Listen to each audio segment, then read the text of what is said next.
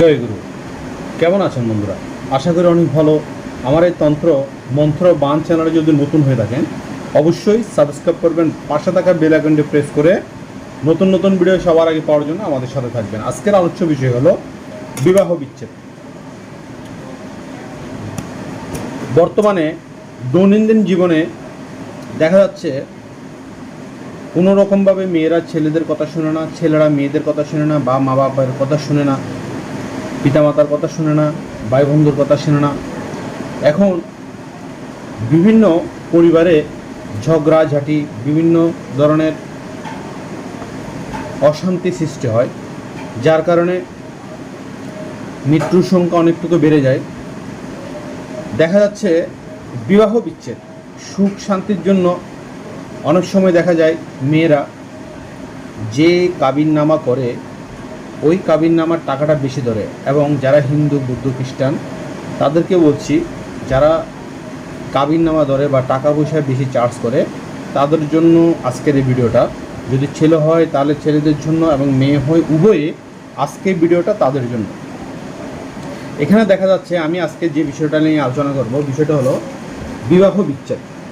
বিবাহ বিচ্ছেদ, এখানে একটা ছেলে, এখানে একটা মেয়ে, এখানে একটা ছেলে, এখানে একটা মেয়ে, এবং মাঝখানে একটা বিচ্ছেদের ছবি দেওয়া আছে। এই বিবাহ বিচ্ছেদ ঠিক একটা পুতুল দিয়ে সম্ভব, একটা পুতুল দিয়ে সম্ভব এই বিবাহ বিচ্ছেদ।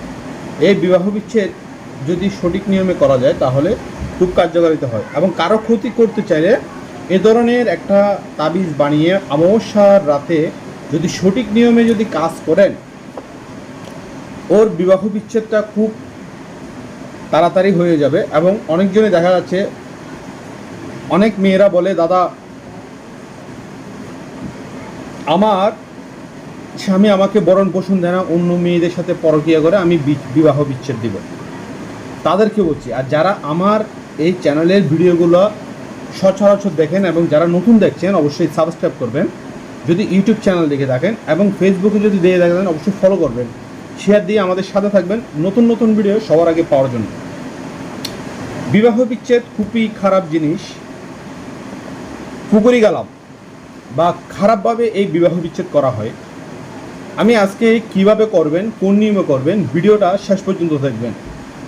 এই ভিডিওটা যদি আপনারা শেষ পর্যন্ত দেখেন তাহলে দেখবেন বাংলাদেশের যে কোনো প্রান্ত থেকে আমরা এই ভিডিও যদি দেখে যদি কাজ করেন তাহলে অবশ্যই কার্যকারিতা হবে বিবাহ বিচ্ছেদ। যে যেভাবে চান ওভাবে বিচ্ছেদ দেওয়া যাবে, যে যেভাবে চান। কেউ যে যদি মেয়েরা চায় যে স্বামী স্বইচ্ছায় বিচ্ছেদ দিবে সেটা করতে পারবেন, এবং যদি ছেলেরা চায় মেয়ে বা স্ত্রী তার স্ত্রী স্বইচ্ছায় বিচ্ছেদ দিবে সেটা করতে পারবেন। তাহলে আসেন আমরা মূল কাজে ব্যবহার করি। আমাদের থেকে এই তন্ত্রটা বা এই পিকচারটা আমার হাতে দেখেন, এই পিকচারটা আঁকতে হবে। এখানে ছেলে, এখানে মেয়ে, এই মেয়ের নাম লিখতে হবে, মেয়ের নাম, মেয়ের বাপের নাম, ছেলের নাম, ছেলের বাপের নাম, ছেলের মায়ের নাম, এবং নকশাটা আঁকতে হবে। অবশ্যই দুটো তাবিজ আঁকতে হবে ঠিক এই বজ্রপত্রের উপরে। এই বজ্রপত্রের উপরে দুটো তাবিজ আঁকতে হবে। আঁকার পরে ঠিক দুটো পুতুল আঁকতে হবে, এভাবে দুটো পুতুল লিখতে হবে। লেখার প্রথমে বলবেন কি কি লাগবে। অমাবস্যা রাতে, অমাবস্যা রাতে এই তাবিজ লিখবেন। গভীর রাতে, যে অমাবস্যার গভীর রাতে তাবিজ লিখবেন অবশ্যই দক্ষিণ মুখ হয়ে লিখবেন। যেদিন দক্ষিণ মুখ, পূর্ব, পশ্চিম, উত্তর, দক্ষিণ, ঈশান, বায়ু, অগ্নি, নরদ, উদয়। মানে আমাদের পৃথিবীতে আমরা বসবাস করি, অনেকজনই জানে না আমাদের দিক কয়টা। অবশ্যই 10টা দিক। আমরা জানি 4টা দিক, অনেকজনে মনে করে যে 4টা দিক, যে আমাদের 4টা দিক পূর্ব, পশ্চিম, উত্তর, দক্ষিণ, কিন্তু আসলে হচ্ছে 10টা দিক।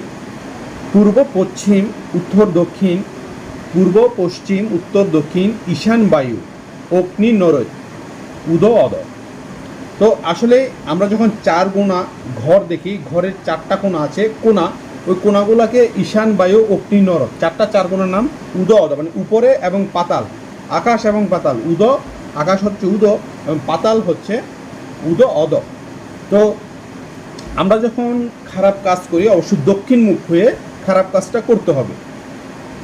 খারাপ কাজ করার আগে ওম নম মাতিঙ্গিনী সাহা কুরু কুরু সাহা নম, অবশ্যই ওম নম গুরুব্বে নম, ওম গাং গণপতি নম, ওম নম নবগ্রহ দিভ্যই নম, এই নামগুলো স্মরণ করে আপনারা এই বিচ্ছেদের তাবিজ লিখবেন।